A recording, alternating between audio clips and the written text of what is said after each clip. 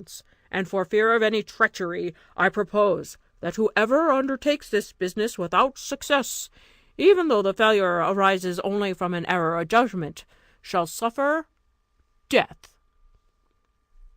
Without waiting for the sentiments of his companions, one of the robbers started up and said, "I submit to this condition, and think it an honour to expose my life to serve the troop." After this robber had received great commendations from the captain and his comrades, he disguised himself so that nobody would take him for what he was, and taking his leave of the troop that night, went into the town just at daybreak, and walked up and down, till accidentally he came to Baba Mustapha's stall, which was always open before any of the shops. Baba Mustapha was seated with an awl in his hand, just going to work. The robber saluted him, bidding him good morrow, and, perceiving that he was old, said, "Honest man, you begin to work very early. Is it possible that one of your age can see so well? I question, even if it were somewhat lighter, whether you could see to stitch." "You do not know me," replied Baba Mustapha, "for, old as I am, I have extraordinary good eyes, and you will not doubt it when I tell you that I sewed the body of a dead man together, in a place where I had not so much light as I have now." "A dead body!" exclaimed the robber with affected amazement. "Yes, yes," answered Baba Mustapha. "I see you want to have me speak out, but you shall know no more." The robber felt sure that he had discovered what he sought. He pulled out a piece of gold, and putting it into Baba Mustapha's hand, said to him, "I do not want to learn your secret, though I can assure you you might safely trust me with it. The only thing I desire of you is to show me the house where you stitched up the dead body." "If I were disposed to do you that favour," replied Baba Mustapha, "I assure you I cannot. I was taken to a certain place, whence I was led blindfold to the house, and afterward brought back again in the same manner. You see, therefore, the impossibility of my doing what you desire." "Well," replied the robber, "you may, however, remember a little of the way that you were led blindfold. Come, let me blind your eyes at the same place. We will walk together. Perhaps you may recognize some part. And as everybody ought to be paid for their trouble, there's another piece of gold for you.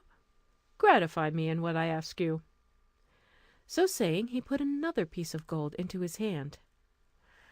The two pieces of gold were great temptations to Baba Mustapha. He looked at them a long time in his hand without saying a word, but at last he pulled out his purse and put them in.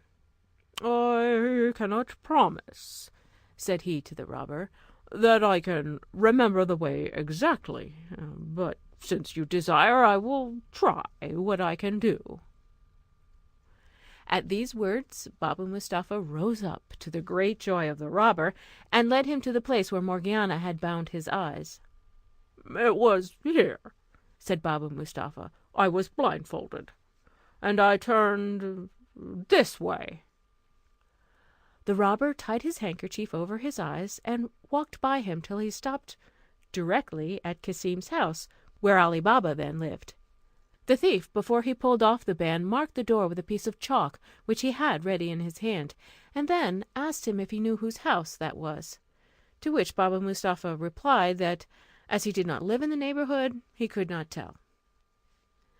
The robber, finding he could discover no more from Baba Mustapha, thanked him for the trouble he had taken, and left him to go back to his stall, while he returned to the forest, persuaded that he should be very well received. A little after the robber and Baba Mustapha had parted, Morgiana went out of Ali Baba's house upon some errand, and upon her return, seeing the mark the robber had made, stopped to observe it. "What can be the meaning of this mark?" she said to herself. "Somebody intends my master no good. However, with whatever intention it was done, it is advisable to guard against the worst." Accordingly, she fetched a piece of chalk, and marked 2 or 3 doors on each side in the same manner, without saying a word to her master or mistress. In the meantime the robber rejoined his troop in the forest, and recounted to them his success, expatiating upon his good fortune in meeting so soon with the only person who could inform him of what he wanted to know. All the robbers listened to him with the utmost satisfaction, when the captain, after commending his diligence, addressing himself to them all, said, "Comrades, we have no time to lose. Let us set off well armed, without its appearing who we are, but that we may not excite any suspicion, let only one or two go into the town together, and join at our rendezvous, which shall be the great square. In the meantime, our comrade who brought us the good news and I will go and find out the house, that we may consult what had best be done." This speech and plan was approved by all, and they were soon ready. They filed off in parties of 2 each, after some interval of time, and got into the town without being in the least suspected. The captain, and he who had visited the town in the morning as spy, came in the last. He led the captain into the street where he had marked Ali Baba's residence, and when they came to the first of the houses which Morgiana had marked, he pointed it out. But the captain observed that the next door was chalked in the same manner and in the same place, and showing it to his guide, asked him which house it was, that or the first. The guide was so confounded that he knew not what answer to make, but still more puzzled when he and the captain saw 5 or 6 houses similarly marked. He assured the captain with an oath that he had marked but one, and could not tell who had chalked the rest, so that he could not distinguish the house which the cobbler had stopped at. The History of Ali Baba and of the 40 Robbers Killed by One Slave, by Arabian Nights Entertainment. Part 2.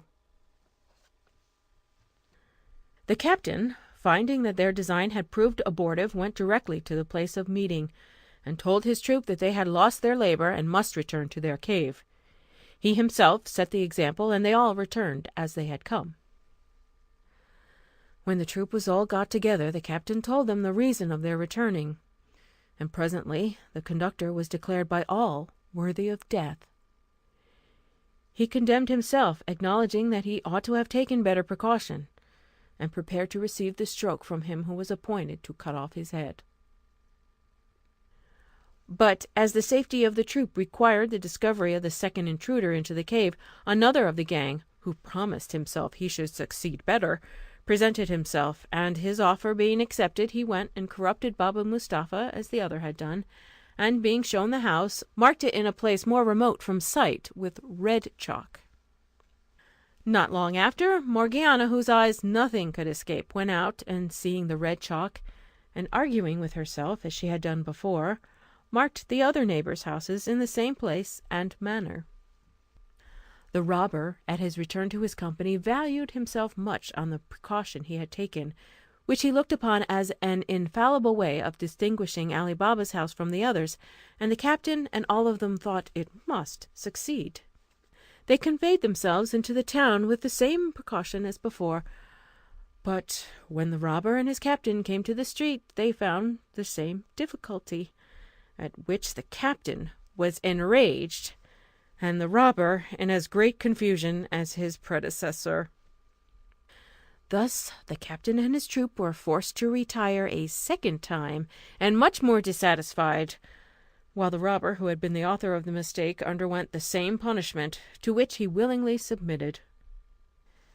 The captain, having lost 2 brave fellows of his troop, was afraid of diminishing it too much by pursuing this plan to get information of the residence of their plunderer.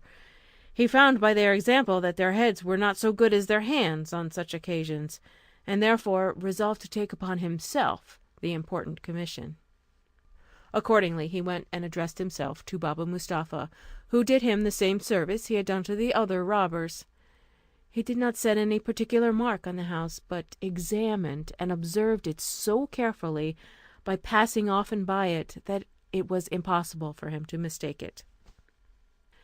The captain, well satisfied with his attempt, and informed of what he wanted to know, returned to the forest, and when he came into the cave, where the troop waited for him, said, "Now, comrades, nothing can prevent our full revenge.